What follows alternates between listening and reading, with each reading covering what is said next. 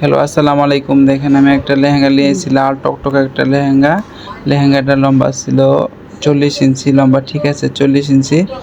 দেখেন আমি এখন লেহেঙ্গার উপরের পাটটা আমি কাটবো এখন। দেখেন এই যে কাটতেছি আমি 2 পাট করে কেটে এখন আমি এটা বিছাবো। দেখেন এই যে পিছনের পাটটা আমি বিছাইলাম।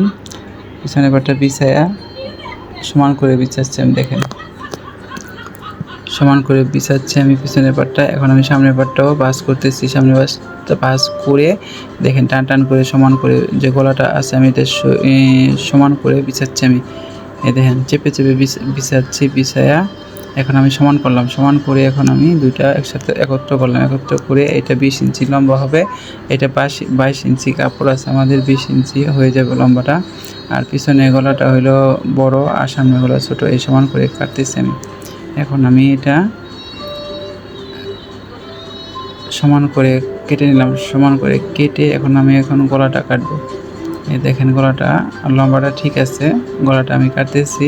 গলার সামনে 6.5 ইঞ্চি, পিছনে 7 ইঞ্চি 8 ইঞ্চি যেটা হয়। এই দেখেন আমি কেটে এই সাইড কাটলাম।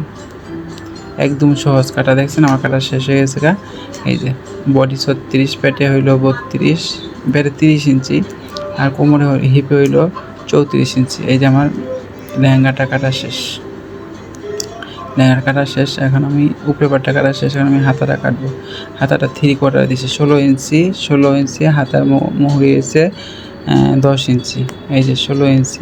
এটা 20 ইঞ্চি হাতা হবে, কিন্তু আমার তো দরকার নাই কে। আমি 16 ইঞ্চি হাতাটা কাটতেছি। 16 ইঞ্চি।